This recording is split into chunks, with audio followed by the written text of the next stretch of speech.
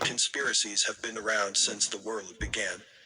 How else are wars, murders, thefts, and other types of crimes initiated, except that people conspire to commit them? One dictionary definition of a conspiracy is an evil, unlawful, treacherous, or surreptitious plan, formulated in secret by two or more persons. Plot. Another definition reads, an agreement by two or more persons to commit a crime, fraud, or other wrongful act. Some synonyms for conspiracy include plot, scheme, treason, connivance, and treachery. I gotta clean my room a little bit. Based on these definitions, it shouldn't take much convincing to realize that conspiracies are taking place every day, in every part of the earth, by people of all walks of life.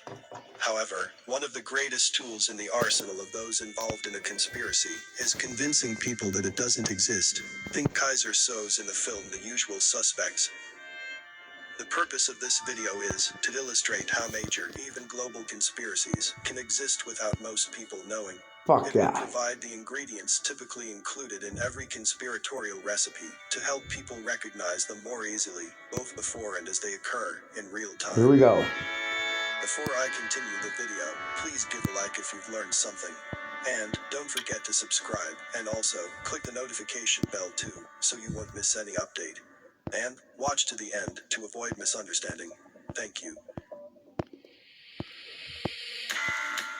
I have this service on my phone. I can't In the stop initial it. phases of a conspiracy. Every conspiracy begins with a motive and something to be gained by the conspirators. The Latin phrase, cui bono, meaning who benefits, should always be asked when investigating a conspiracy. Power and money are usually the main reasons, with revenge or spite also closely linked. I'm a TurboTax Live expert, ready to assess even the most unique tax situations. Can I detect this clarinet? linked. Everyone involved in a conspiracy must agree to a set of goals and desired outcomes. Where unity is fragile, conspiracies rarely succeed. But when there is agreement amongst the schemers, and all are satisfied with the proposed outcome, the devious plots have a great chance to flourish. All conspiracies, no matter how small or large, involve planning to achieve the stated goals. On a national or global level, these plans are often documented well ahead of time. Sometimes they remain hidden, sometimes they are available for public viewing. The reason the exposed plans go unnoticed is because most people don't bother to read them, don't comprehend what's being stated. I'm stuck. Okay, well, okay, on an earthquake then. Oh, I'm stuck. Fuck. Well, there I am.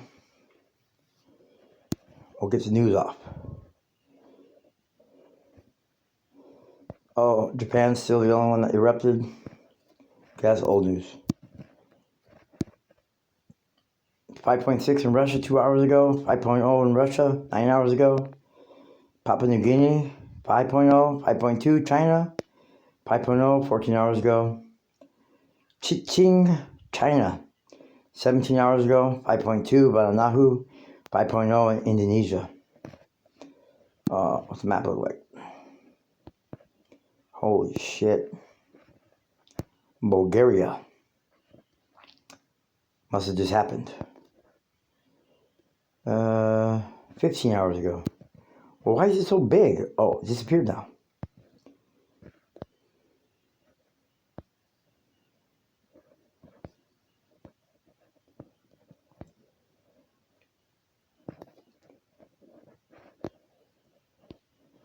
Well. Look at what we have here.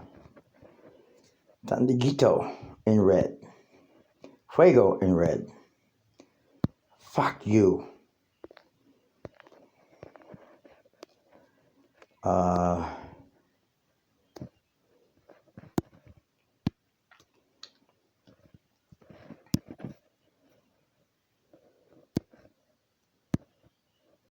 Pacaya in red. Messiah in red. Rabantandor in red. Sangay in red. Satmakaya in red.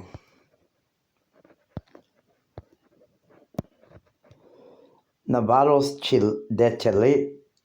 I can't even say that word.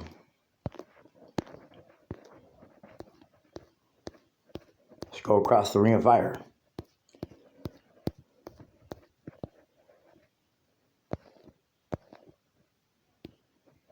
What the fuck is that in the middle of the ocean? Oh, Kilauea. How did I forget? Kilauea's on top of things. What? Whoa. Kilauea's having a little incident going on with a 4.0 in the south part of the island in Hawaii. Kilauea's about to explode. How do I go back? Back. Well, that's where I am. But back to this one. Where's that? Italy. Oh, there's Italy. Etna. What's that thing? Stromboli.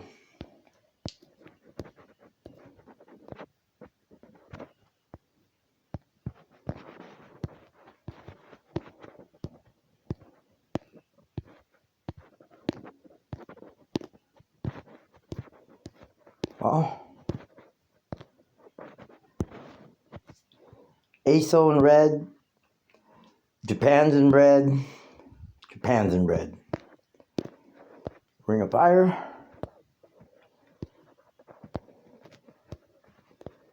I won't zoom out anymore. Looking good, looking good. Uh-oh.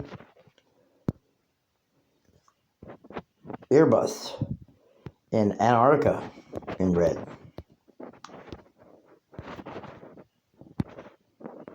Ibico in red. Kamchatka Islands are in red. Shwaloosh. And I can't. Oh, what else are you going to delete? Well,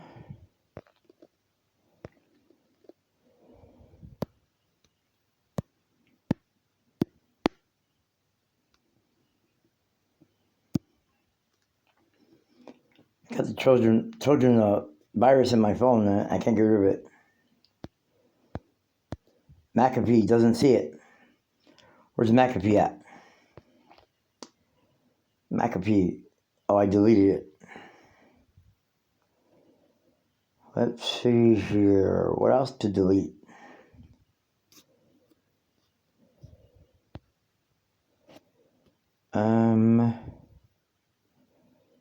Shit.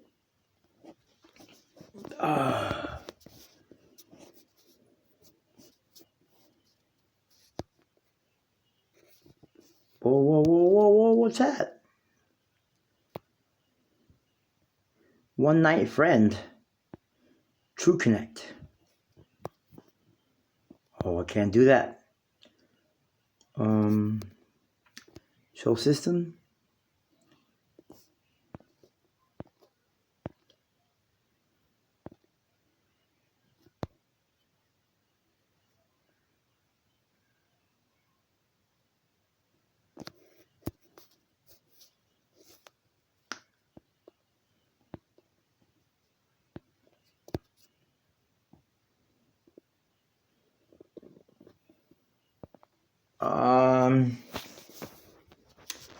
I can't delete these files.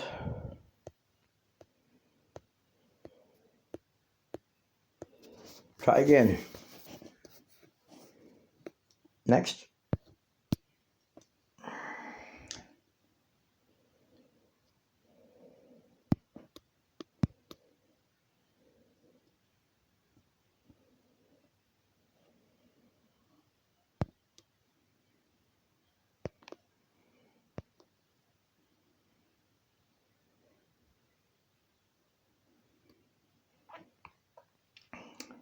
Oh hi. Oh hi.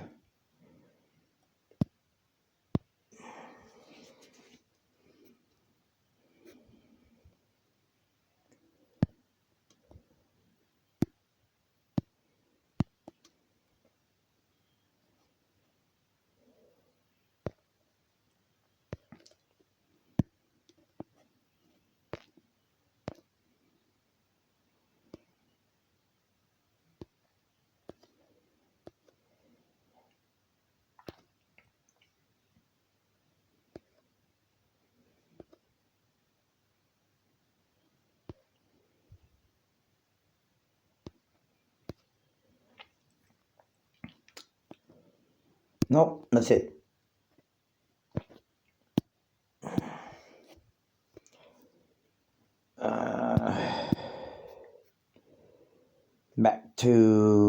Back to life, back to reality, back to YouTube.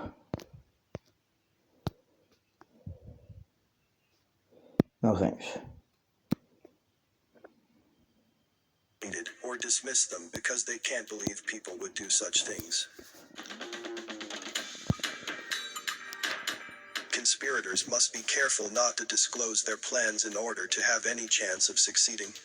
Meetings are often held at clandestine locations, and participants may be encouraged or required to take oaths and be sworn to secrecy.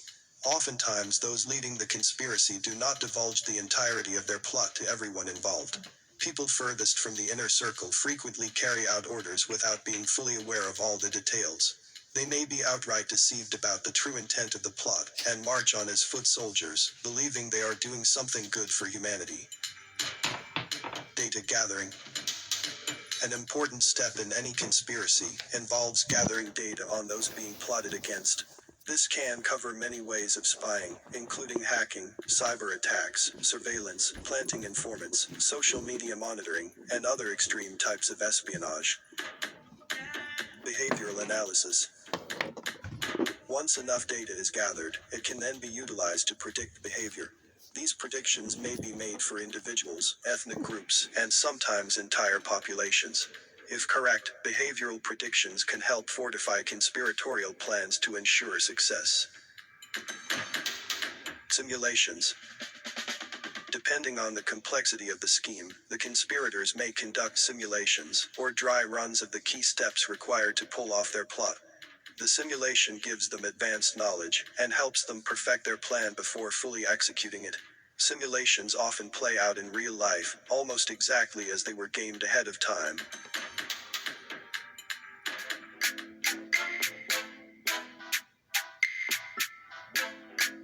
Once the plot begins to unfold, look for the following activities to take place. Lies, propaganda, and mind control. Deception is a favorite tool of conspirators, and no plot could ever be accomplished without telling lies and promoting propaganda. Attempts at outright mind control are also often established by controlling the narrative, so that people never hear or see alternative points of view. Many conspiracies are hidden in plain sight in various forms of entertainment. Conspirators also use trusted voices to get the unaware to believe propaganda, misinformation, and disinformation. Mainstream media sources are often the primary means by which people are deceived. Distractions. Daily living provides a plethora of distractions for the average person. They occur at almost every level through one form or another. As conspiratorial plans are being executed, a major distraction that focuses attention on a specific event may take place. This wag the dog trick serves to keep people in the dark about the more serious event taking place simultaneously behind the scenes. Hegelian dialectic. After behavioral predictions are formulated, conspirators often employ the Hegelian dialectic. In its simplest form, the Hegelian dialectic is most often known as problem-reaction-solution, where a problem is manufactured to garner a certain reaction leading to a pre-planned solution. Conspirators use this mind control method to hide their involvement in events that take place seemingly out of nowhere.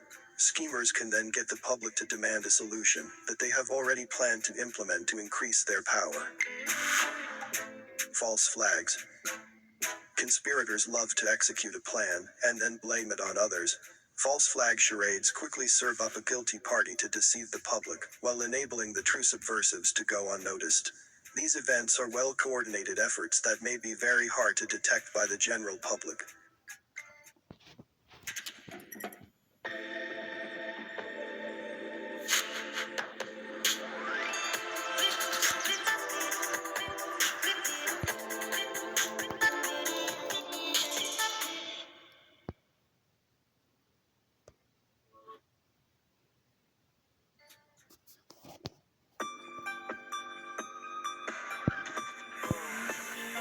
These are the signs to watch for once a conspiracy starts to unravel. Plausible deniability.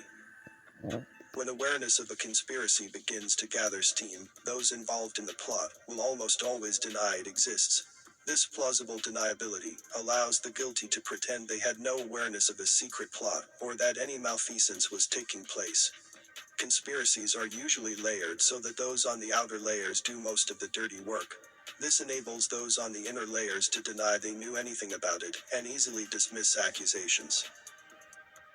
Marginalize, silence and/or remove opponents. The most frequently used method to silence people who attempt to expose conspiracies is to label them as conspiracy theorists. This negative characterization causes most people to doubt the information and question the reputation of those providing an alternative to the controlled narrative.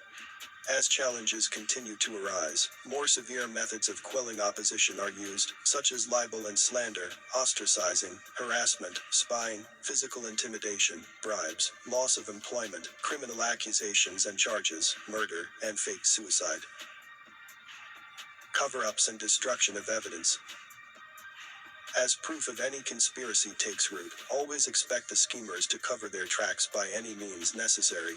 They will resort to destroying evidence, intimidating witnesses, redacting documents, hiding behind need-to-know security policies, corrupting investigative commissions, corrupting legal trials, and other unscrupulous tactics to help the plotters evade prosecution and accountability for their crimes. Open admission. When the truth about a conspiracy becomes too weighty to deny, there will often be an open admission of guilt, typically outing those on the lower rungs of the plot. Oftentimes the tricks work as those demanding accountability get their sacrificial lambs, while the insiders behind the plot go unrecognized and unpunished.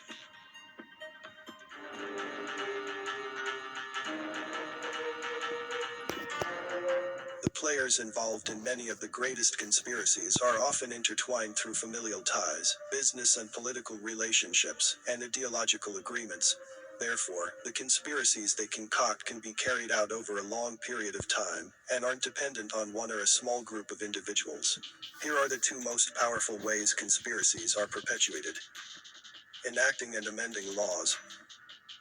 The most powerful tool governments, corporations, and other major entities employ is the passage and changing of laws to make their conspiratorial crimes legal. When the power to legally spy on, detain, and imprison those they deem enemy combatants or traitors is embedded in our laws, it gives immense power to the perpetrators of conspiracies against the people. The two-party system sham. Warning. This section may offend if you believe in two-party systems of government.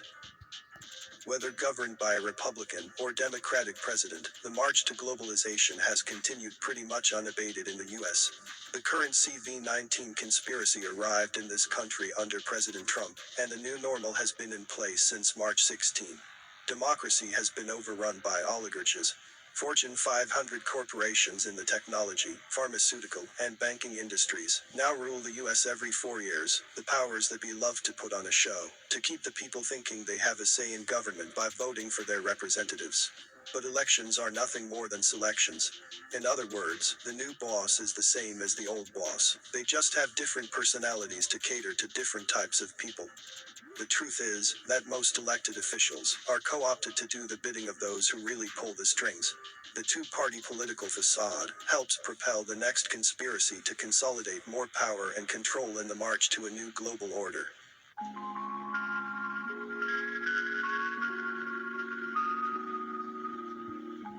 Conspiracies are often successful because people remain ignorant of how they are conceived and executed. However, once an understanding of all of these elements has been grasped, it makes recognizing true conspiracies relatively easy. My hope is that many more will be awakened to the fact that a global conspiracy is in play to re-engineer society as a whole, and shift more power to the 1% who desire nothing but total control over humanity. Whether you call it the Great Reset, New World Order, Agenda 2030, or Illuminati conspiracy, doesn't matter.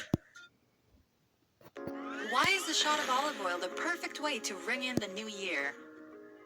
Could taking a shot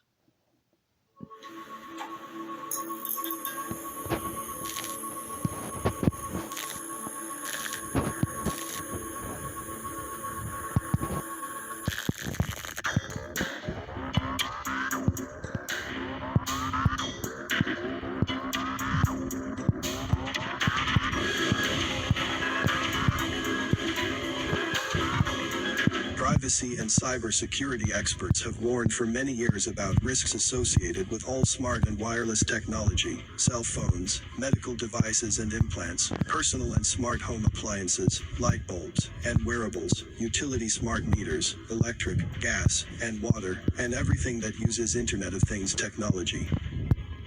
Last month, researchers from Carnegie Mellon University proposed product warning labels that would make it easier for consumers to understand all of this. Of course, manufacturers may not be in a hurry to use them, because their smart products allow them to collect data on consumers, to analyze and sell to third parties. This is referred to as surveillance capitalism.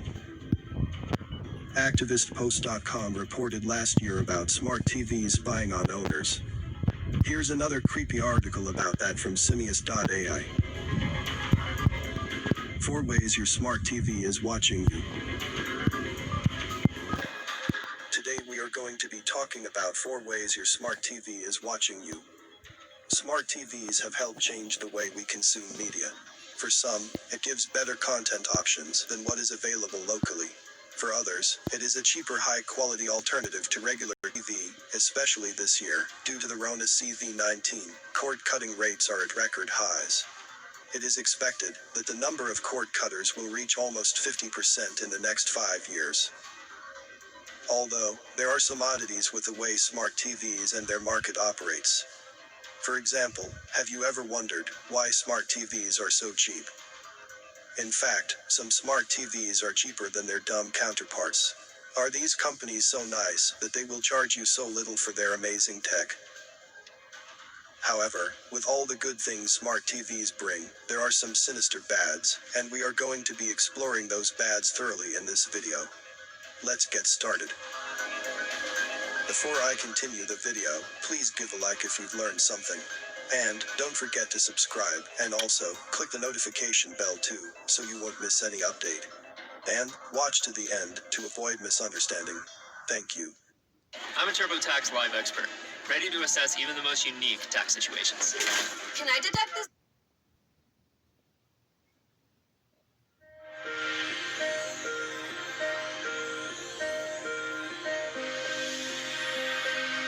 If you are going to steal data and breach people's privacy, at least do it securely. It's like these companies think that they can take data from their users, but no one is going to try and take the same data from them. This data is valuable. If you are taking the time to steal it, then someone else is planning to do the same thing. Especially when they find out the communication channels used are not secured at all.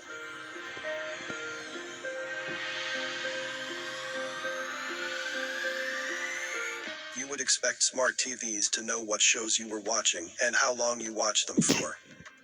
There is some plausible deniability there. Maybe they just want to know, so they can recommend better content to you. But why do they need to know my address? Why do they need to track my address as I move? Not only are they tracking where the TV is at all times, they are also sending this information over insecure channels, as was shown in the last point. Which means, there are hackers with big smiles on their faces, and why? Because those hackers don't even need to spend their time and energy hacking into your house, they can simply tap into the insecure communication channel broadcasting your location. You were always told, it's a bad habit to talk while watching a movie.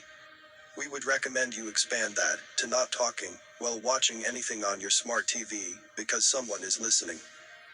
We were told voice controls would make using our smart TV more convenient, but at what cost? Here is the problem with wake words. Voice commands used to turn on your TV while it is idle. Your TV has to listen to everything you say to filter out the non-commands, and we mean everything. To add to the previous point, a lot of the time, the local device is not powerful enough to parse your voice, so that data is sent to the manufacturer's server for extra processing.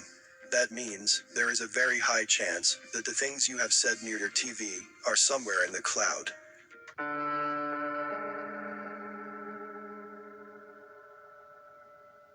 Why does a TV need a camera?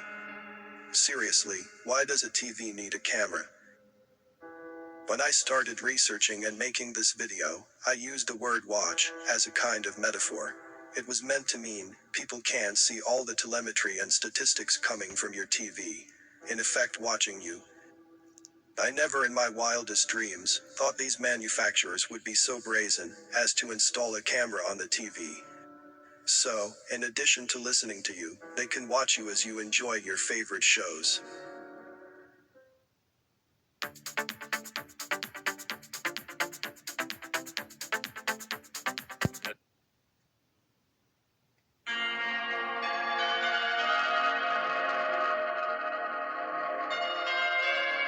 Today we talked about 4 ways your smart TV is watching you.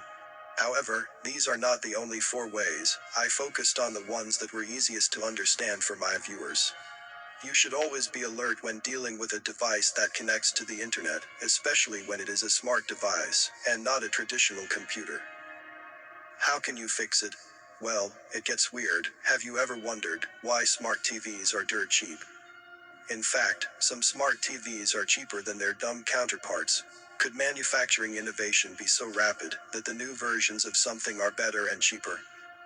No, the reasons these devices are so cheap is because the companies that sell you the TVs also sell you. And we mean sell you. All your viewing data is actually used to subsidize the price of the smart TVs, and companies make large amounts of money from your viewing data.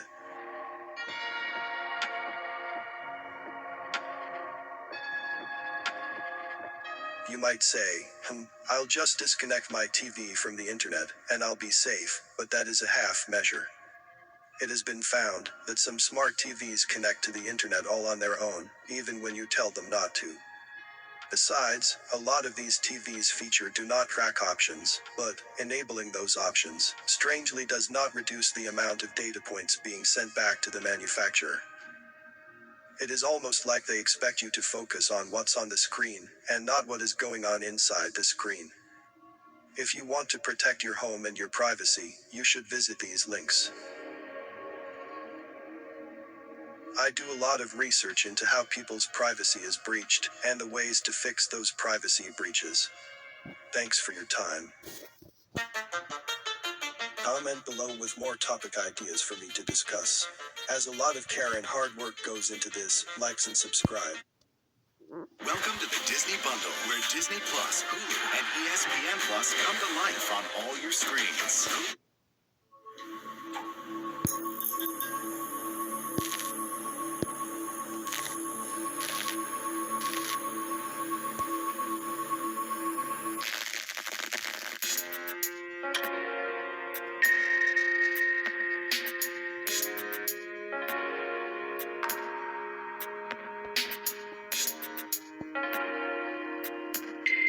Hi everyone. How are you today? I hope you are healthy.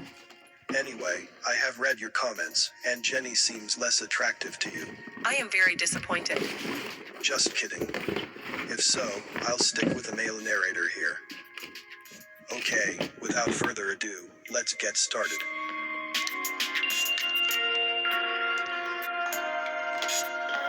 The belief that there is an agenda to alter the Earth's climate was once relegated to the fringes of the conspiracy world. In more recent years, however, geoengineering has gone mainstream. Not only are legacy media outlets like NPR and Forbes devoting coverage to the issue, there is an elite clique openly funding a wide array of geoengineering experiments across the world in the name of saving the Earth. Through a costly and concerted effort to buy favorable influence in the press, Bill Gates has been able to style himself as a tireless philanthropist who simply can't give his money away fast enough. The truth is, unsurprisingly, much darker than that. Depending on who you ask, Gates' true identity ranges from ruthless businessman to closeted eugenicist to cartoonish villain, and as part of the billionaire's latest philanthropic charade, he appears to be doing his best Mr. Burns impression.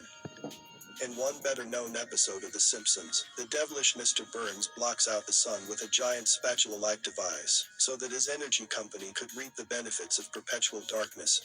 The similar Gates-funded operation, set to go live in Sweden in June, is a bit more high-tech. Harvard University scientists working on the Stratospheric Controlled Perturbation Experiment, or SCOPEX, in partnership with the Swedish Space Corporation, will be launching a high-altitude balloon above the town of Kiruna in the Swedish Arctic. Once high above the balloon, will release calcium carbonate dust into the atmosphere, and then monitor the resulting changes. SCOPEX believed there was no need to acquire permission from Sweden to carry out such an experiment. Want to know where to invest $1,000 right now? Hi, Rex Moore with The Motley Fool, and if you know us... There were plans to carry out this experiment over the skies of New Mexico over 2019, but SCOPEX was unable to get permission to do so. And right now, there is fear that such rogue experimentation could lead to damaging ozone layer, disrupting ocean currents, impairing photosynthesis, triggering unforeseen climatic events, or harming human health. This doesn't even touch on the ethical questions asking whether it is okay for a multi-billionaire with a dim view of humanity to play God. Before I continue the video, please give a like if you've learned something. And don't forget to subscribe, and also click the notification bell too, so you won't miss any update. And watch to the end to avoid misunderstanding. Thank you. This is not Gates' first foray into geoengineering. Since 2007 he has pumped millions to finding ways of artificially altering the climate.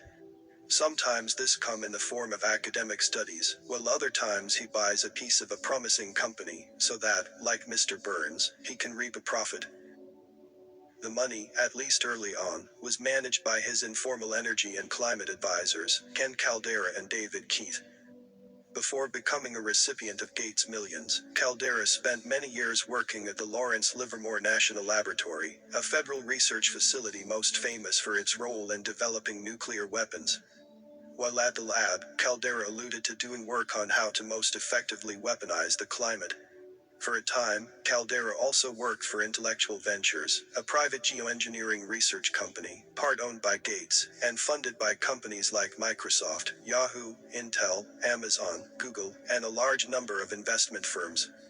He currently holds a position with the Carnegie Institution for Science, which once housed a prominent eugenics research department.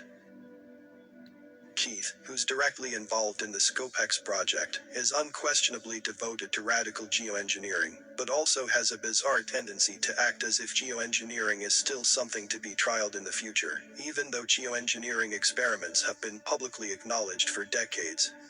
Keith is also a board member at Carbon Engineering, a company looking to commercialize direct air capture technology to remove carbon dioxide from the atmosphere. This purported clean energy company has received millions in funding from fossil fuel giants Chevron, Occidental, and BHP, as well as billionaires Peter J. Thompson, Anne Marie Edwards, and Bill Gates. Gates isn't the only billionaire funding geoengineering projects.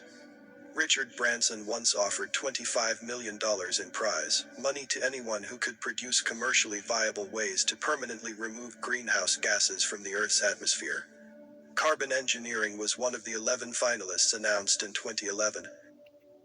In 2010, a small California-based research body called Silverlining received $300,000 in funding from Gates to conduct cloud whitening trials, which would reflect more sunlight back into the atmosphere, thus reducing global warming. Over the next decade, Silverlining would quietly rebrand itself as an NGO, and continued to deepen its pockets with help from wealthy sponsors in Silicon Valley. In October 2020, they were able to give $3 million in grants to various universities to study solar climate intervention technologies. Around this time, Stripe, the financial services company whose billionaire CEOs are backed by Peter Thiel and Elon Musk, announced it was going to directing funds towards geoengineering in the form of carbon dioxide removal. Co-founder of Stripe, Patrick Collinson, created his own geoengineering project called Project Green Fuse, which is experimenting with adding the mineral olivine to coastal environments, which will offset greenhouse gas emissions. Another Silicon Valley-backed organization, OceanKind, hosted a conference in 2019, which gathered scientists, policymakers, and funders together to discuss geoengineering the world's oceans. Who funds OceanKind is a tightly guarded secret. The organization was founded as a LLC, rather than an NGO, to avoid having to disclose public financial documents. And Evan Rappaport, the company's first CEO and Google project manager, signed non-disclosure agreements with the ultra-high net worth family in Silicon Valley, who funded the organization into existence.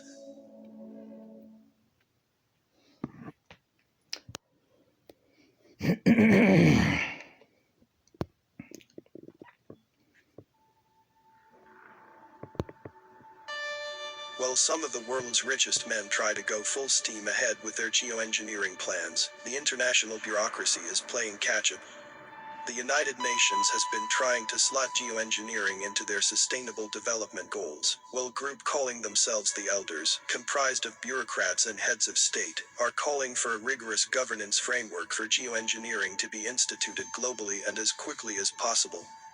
The Council on Foreign Relations has been promoting the idea that a global framework around geoengineering needs to be installed, to ward off an environmental doomsday that they see as all but certain.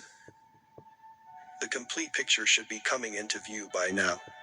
The world's economic elite, always seeking just a little bit more power and wealth, back the pre-approved winners of the forthcoming green future.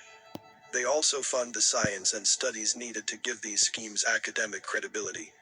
Then come the bureaucrats, bought off long ago, to enforce the legal framework to crush any competition or resistance to the agenda. At the very least, those backing these world-spanning scientific experiments stand to profit handsomely from their endeavors as new technologies develop, markets for such technologies grow, grants become available, and political lobbying expands. However, when we look back on the last year, we see a similar nexus of academia, bureaucracy, big tech, and billionaires converging around the CV-19 hysteria as they try and usher in the nightmarish Great Reset. Month after month, now we have seen the enormous economic and humanitarian toll their leadership has taken on the earth grow, while they sit back, get even richer, and consolidate power further. Let's not assume their desire to save the earth through reckless experimentation includes saving us along with it.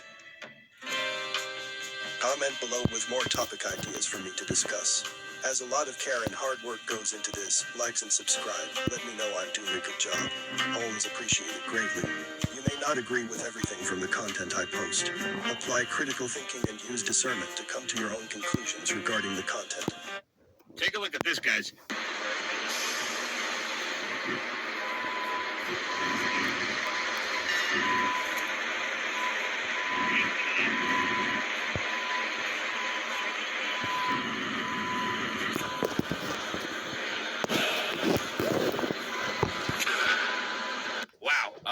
Eerie scenes from Washington, D.C., brought to you by the party that just a few weeks ago was telling you about the need to defund the police, and whose supporters were screaming ACAB, and now are telling you to report your friends and family members to the police. Yeah, how time flies when you have all the power and no accountability. Welcome back, beautiful and amazing human beings. This is Okradowski of WeAreChange.org, and of course, not all hope is lost. In this video, we are actually going to be doing an interview with a CEO of a DMT company, yes, you heard me correctly, that is doing amazing things in the field of harm reduction, helping people get past addictions, and a lot of interesting developments in now the business of DMT. So yeah, that's happening. But before we get into that and all the latest news, we wanted to remind you, as an independent media organization, it doesn't matter who or what you are or what you want to represent, whatever you decide to put inside of you, take that as you may. It doesn't matter who you are, black, white, straight, vegan, it doesn't matter.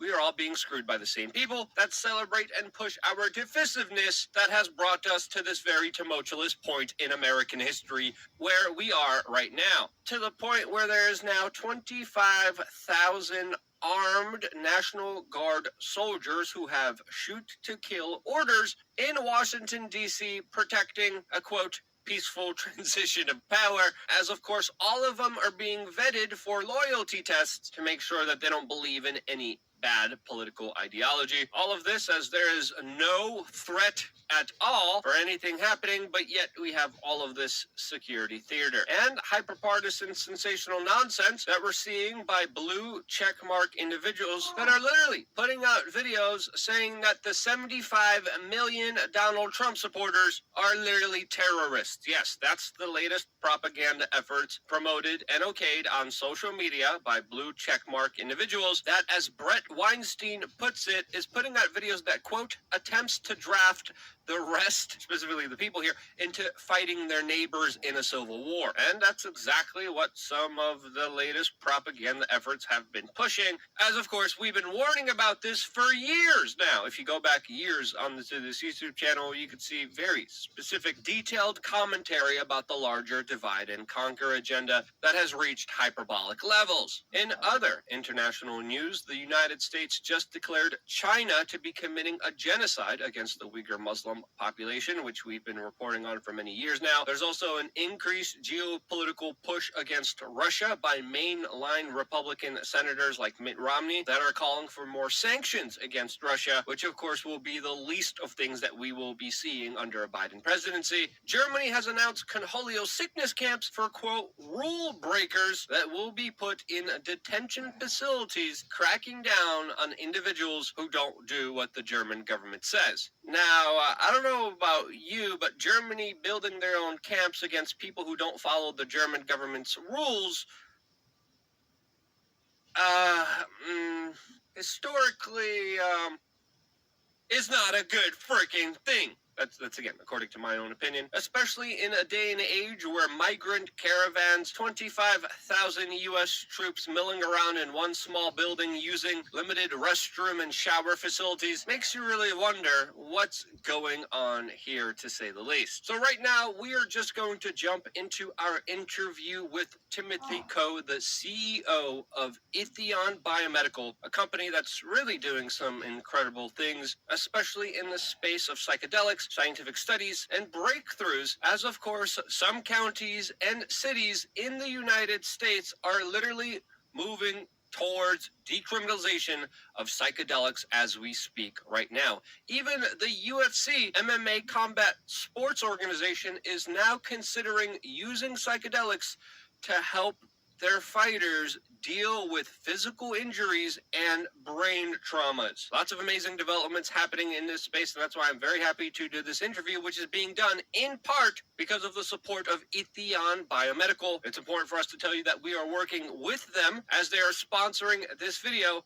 and in my opinion, this is a big win-win for their company, the viewer, to hear about this, the latest developing sphere and scientific studies about substances that were criminalized for the benefit of political power, special interests, and of course the prison-industrial complex. It's a win-win for everyone. So Tim, thank you so much for joining us, and just kind of getting right into it, when it comes to psychedelics, what are some of the most important issues and things that people should know about these substances that are now becoming more legalized, not just in the United States, but also the world? Yeah, thank you. That's first off, thanks for the opportunity to talk to you. That's a huge question. I think on both sides of things, both the negative and positive, there are some misconceptions that need to be, I guess, the veils pulled off of. On the negative side, I think we're living in a reaction to, or an evolution out of, maybe some sort of fear mongering about psychedelics as being, of the same lethality or addictiveness as things like methamphetamine, heroin, and sort of belonging in that class of drugs where, I think we are a cultural inflection point where, there's a research basis as well as a societal desire to explore these things. And all the preliminary information that we're gleaning from sort of trials is pointing to the idea that not only are psychedelics not this super addictive boogeyman that makes people go crazy, but they are actually, in possession of a ton of potential to fundamentally change how we approach psychiatry. So that's on the low side, I think, where we're sort of dispelling some of the negative misconceptions. I guess on the positive side of things, you know, there is a lot of conversation about psychedelics being this magic bullet, as it were, that can just miraculously change any and all things and immediately level people to optimization. But the reality is that these molecules are massively powerful. And yeah, with certain populations that have certain psychiatric predispositions, undirected psychedelic use can in fact result in negative adverse reactions and also like negative personality changes that I think are best serviced in a therapeutic environment. And so to the point of proper context building and intent building before the psychedelic experience, and then of course that powerful experience takes place, but then following that, making sure that those experiences, insights, and observations are integrated meaningfully. In the absence of that, I have friends that the majority of which use psychedelics recreationally and for personal introspection, and it's great. It really does help contextualize things and reframe core beliefs. But there are the odd cases where unchecked, non-therapeutic, and misguided or non-intentional psychedelic use can result in ego inflation as opposed to ego deflation. So I think it's really important, from both sides to do away with the thinking that says these things are just this terribly dangerous boogeyman, but also realize that the power of these experiences is such that it needs to be approached with the utmost of respect and caution. And so I think that's one of the positions that we take, where these things are absolutely transformational, but in order to optimize the chance of patient benefit, we need to make sure that this is done in a highly supported environment with the right context and intent. Yeah, and also through a scientific lens. And before going forward, I kind of want to share my story of actually trying to go to a Brazilian jail. Yes, I tried to go to jail. I've been to jail before, not on my own accord, found innocent, all for the crimes of journalism. But there's one particular instance when I was doing everything in my power to get to a Brazilian jail that was using psychedelics, specifically ayahuasca, on very violent inmates in clinical trials that were finding amazing, incredible results showing how very angry, very aggressive people with low impulse control and a tendency to commit harm to others were drastically reduced because of psychedelics. So there's so many different studies. There's even studies about psychedelics, specifically mushrooms, showing how they they helped people quit smoking. They helped people deal with a lot of serious addictions. I'm not the expert here, Tim. You are. What are some of the studies that you're seeing that are kind of revolutionizing this space and are showing impressive headways according to you? Yeah, I think some of those ones that you talked about, I think we're seeing psychedelic application to a variety of issues. The smoking cessation, addiction cessation is certainly something that we're interested in. But we're seeing a lot of, clinical data coming out supporting this idea that it's useful for things like eating disorders and even for depression. I think that's a well-known subject.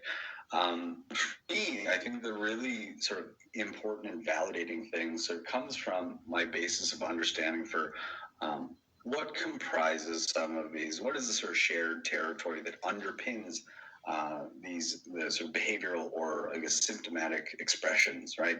I think at the core of a lot of this stuff, whether it's addiction issues, depression, or acts of compulsion, really it does stem from this sort of core internal landscape that's a really complicated mixture of identity that's emotional, psychological, or in some sense spiritual. These sort of diseases of despair, these sort of the complex inner workings of what comprises a person's belief system. I think that's relevant to all things that we just mentioned: depression, anxiety, addiction. The premise on the idea that underneath how that expresses itself, there is a core belief set that needs to be worked on. And so, in the instance of violent criminals and things like that, and also sort of touching people with addiction issues.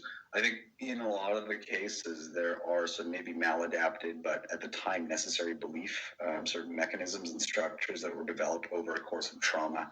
And I know this personally. I think I'm not really sheepish about talking about it, but I underwent some pretty extensive psychedelic usage in my early mid-20s. As I was going through some trauma-related issues, I was in conventional psychotherapy, EMDR, cognitive behavioral therapy, to try to address certain, I guess, psychological issues and trauma as it pertained to my upbringing and my relationships and things like that. And for whatever reason, I just reached a stumbling block where I could get no further. And yeah, having nothing else to lose, someone introduced DMT into my life, and it really did have that dramatic transformational potential as I experienced it. And it really did help me reorder my understanding of who I was, the importance of certain attachments, maybe the insignificance of certain belief structures I had about what it meant to be a man, what it meant to be assertive, what it meant to be a brother, a son, or a friend. And it really did help me reorder that and sort of sift through some of the inflexibility of my belief systems that was ultimately resulting in me having sort of maladaptive behavioral outcomes, and really did help me, sift out what I wanted to take in the future and reconcile and leave behind what wasn't serving me anymore. Nacho! That's very pertinent to people Mom's that ready to leave, have Nacho. sort of addiction issues He's and outside. trauma issues Uh-oh. and depression issues that may Who's stem that? from sort of pessimism, negative beliefs. So I think there's a Probably not gonna go very far, common thread, Nacho. and is that complex basket of psychological and emotional things that exist within anyone.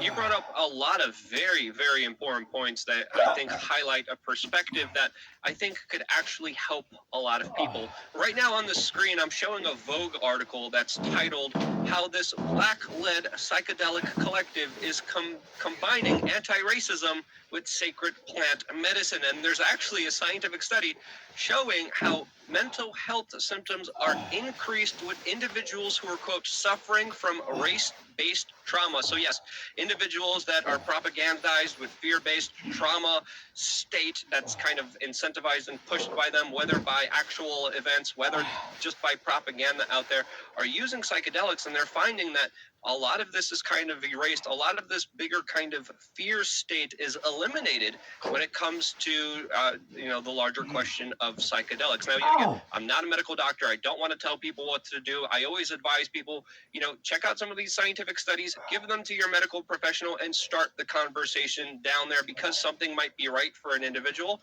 doesn't always make it right for you. But I think when it comes to the larger criminalization efforts that we've seen not so long ago, just some 5 years ago, that they were absolutely detrimental to some of these larger studies that were finding out these larger impacts that these psychedelics are actually having. So, Tim, what can you say about the larger regulatory space and how it's kind of transitioning and moving, since we're seeing so many people just say psychedelics totally legal now? Yeah, no, I think it's in fits and starts, but actually quite rapidly, and I think that's very encouraging. I know the issue of decriminalization was just in its murmuring stage last year, and now I think we're seeing a pretty rapid expansion of this sort of desire to decriminalize a variety of jurisdictions across California and Colorado and places like DC. So I think that's representative of a larger, that's just the expressive component of a